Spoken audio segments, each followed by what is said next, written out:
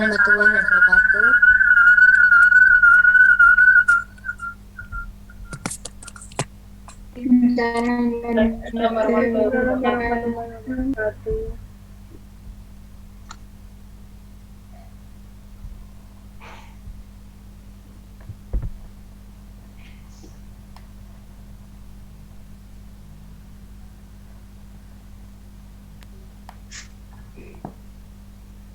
Assalamualaikum warahmatullahi wabarakatuh. Di sini saya perwakilan dari kelompok 3 akan memaparkan tentang pengkajian pada luka. Next.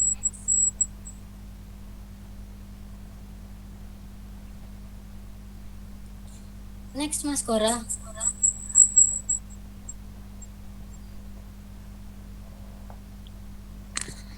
Berikut ada nama kelompok, yaitu ada Gora Nanggala, Iza Uli Putri, saya sendiri, Nevi Nur Aisyah, dan Muhammad Dendi Hendra. Next. Pengertian luka, secara definisi suatu luka adalah terputusnya kontinuitas suatu jaringan oleh karena adanya cedera atau pembedahan. Next.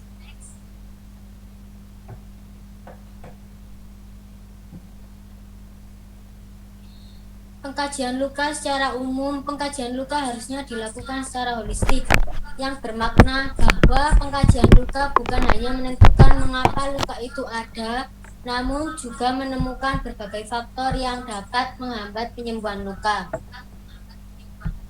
Next. Menurut Carville 1998, pengkajian luka meliputi jenis luka akut, dan luka kronik. Untuk luka akut sendiri adalah luka yang terjadi kurang dari 5 hari dengan diikuti proses hemostatis dan inflamasi. Luka akut sembuh atau menutup sesuai dengan waktu penyembuhan luka fisiologis 0 sampai 21 hari. Luka kronik merupakan luka yang berlangsung lama atau sering timbul kembali atau rekuren, di mana terjadi gangguan pada proses penyembuhan yang biasanya disebabkan oleh masalah multifaktor dari penderita. Tipe penyembuhan yang pertama ada primary insension, yang kedua ada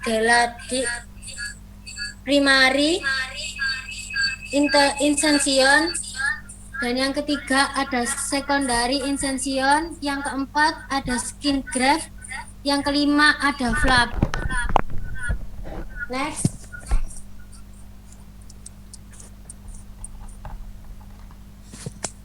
Kehilangan jaringan dibagi menjadi 4 step, yaitu step 1, step 2, step 3, dan step 4. Penampilan klinik, yaitu tampilan klinis luka dapat dibagi berdasarkan warna dasar luka, antara lain ada hitam atau nekrotik, yang kedua kuning atau sloggy, yang ketiga merah atau granulasi, yang keempat pink atau epithellating, yang kelima ada kehijauan atau terinfeksi. Next.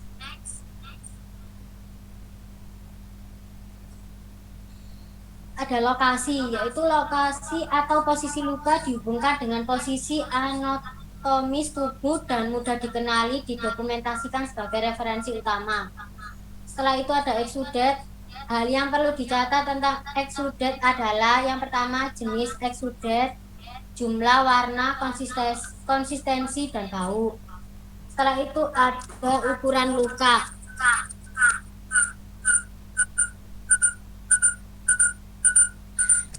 Dimensi ukuran meliputi ukuran panjang, lebar, kedalaman, diameter lingkaran.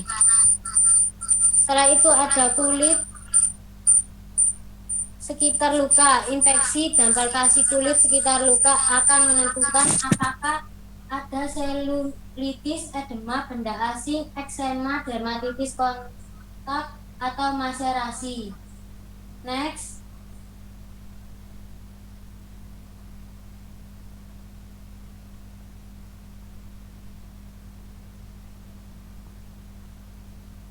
Ada infeksi luka. Infeksi klinis dapat didefinisikan sebagai pertumbuhan organisme dalam luka yang berkaitan dengan reaksi jaringan. Selanjutnya ada nyeri. Penyebab nyeri pada luka baik umum maupun lokal harus dipastikan. Apakah nyeri berhubungan dengan penyakit, pembedahan, trauma, infeksi, atau benda asing. Salah satu alat ukur yang digunakan dalam mengkaji nyeri adalah metode PGRST.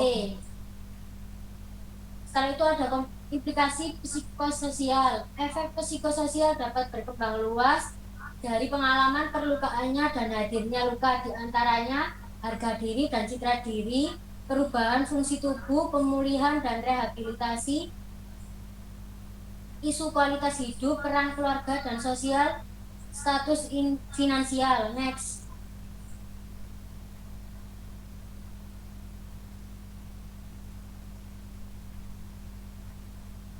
Next, Mas Goro. Setelah itu ada manajemen nyeri pada luka. Yang pertama, mengurangi faktor yang dapat menambah nyeri. Faktor diantaranya yaitu ketidakpercayaan, kesalahpahaman, ketakutan, kelelahan, dan kebosanan. Yang kedua ada memodifikasi stimulus nyeri dengan menggunakan teknik-teknik seperti yang pertama ada teknik latihan pengalihan seperti menonton TV. Yang kedua ada teknik relaksasi. Yang ketiga ada stimulasi kulit seperti menggosok secara halus pada daerah nyeri, menggosok punggung menggunakan air hangat dan dingin, memijat dengan air mengalir. Next.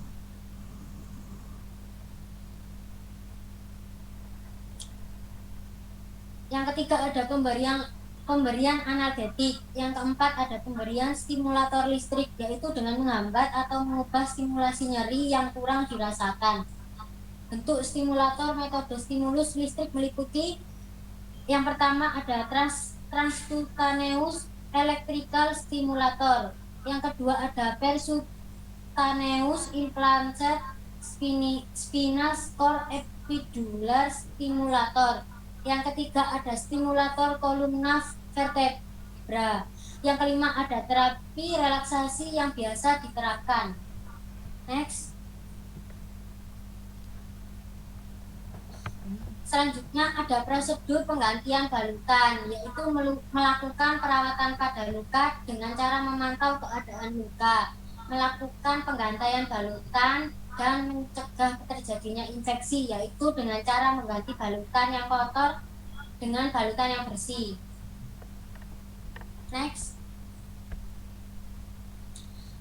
Tujuannya untuk meningkatkan penyembuhan luka dengan mengabsorpsi cairan dan dapat menjaga kebersihan luka, melindungi luka dari kontaminasi, dapat menolong hemostatis, membantu menutupnya tepi luka secara sempurna, menurunkan pergerakan dan trauma, menutupi keadaan luka yang tidak menyenangkan. Next.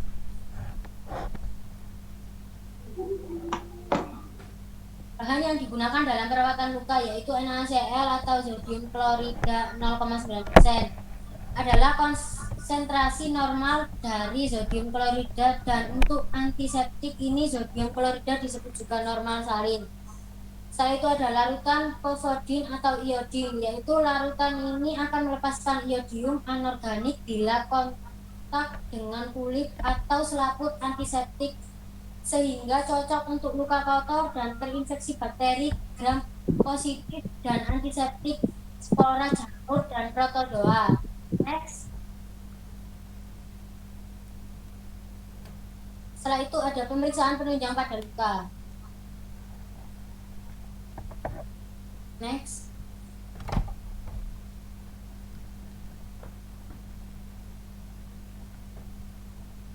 Menurut Dongges 2000 diperlukan pemeriksaan penunjang pada luka, yaitu ada hitung darah lengkap, leukosit, GDA atau gas darah arteri, ada elektrolit serum, natrium urin.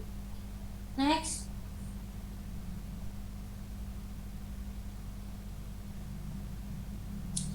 Alkali fosfat, glukosa serum, albumin serum, dan bun atau kreatin.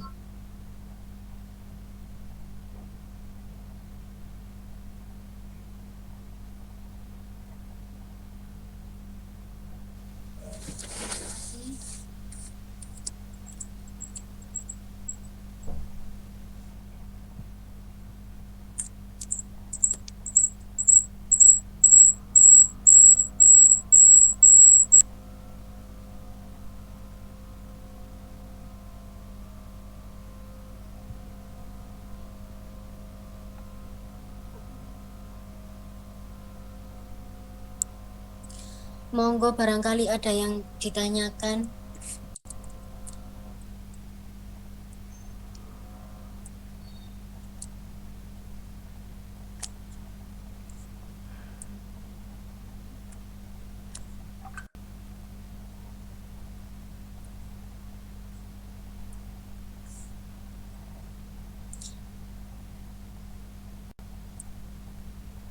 Teman-teman, monggo ada yang ditanyakan, bisa ditulis di kolom chat.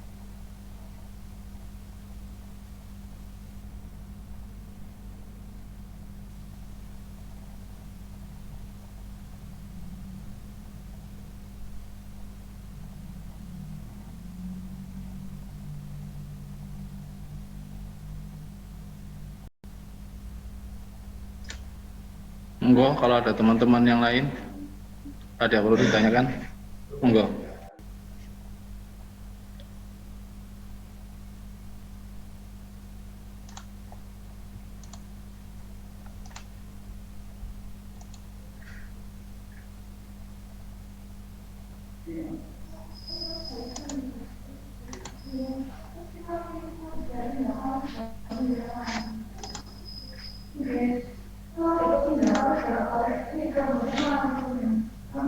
Singapura dulu.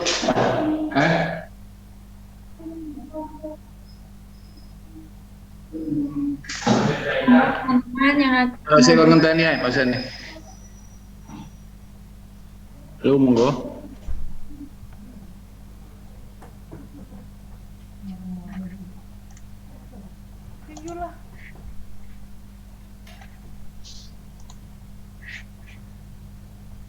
Kalau enggak ada, tak share materi ya, sebentar ya. Ya, Pak. Nah, materi sudah saya kirim ke teman kalian ke WA. Nah, bentar. Karena saya pakai hotspot ini soalnya susah sinyal di sini soalnya.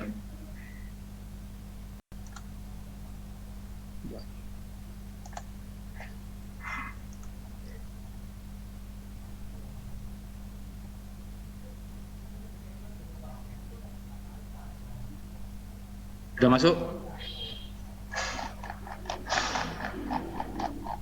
Siap sudah, Pak. Sudah, Pak. Sudah. Siap, ampun, Pak. Iya, sebentar. Sinyalnya susah, Pak, di sini, Pak. Soalnya, Pak.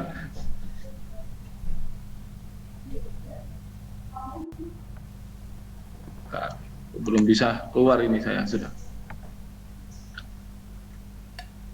Oke. Sudah. Nah. Assalamualaikum warahmatullahi wabarakatuh. Ya. Waalaikumsalam warahmatullahi wabarakatuh.